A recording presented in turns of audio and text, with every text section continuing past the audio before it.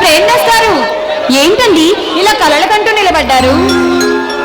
ఓ మీరా? నిరీక్షణ అంటున్నారు. ఎవరి కోసం ఈ ఎదురు చూపులు? నా అందాల దేవత కోసం. అబ్బో, ఎవరండి అంత అదృష్టవంతురాలు?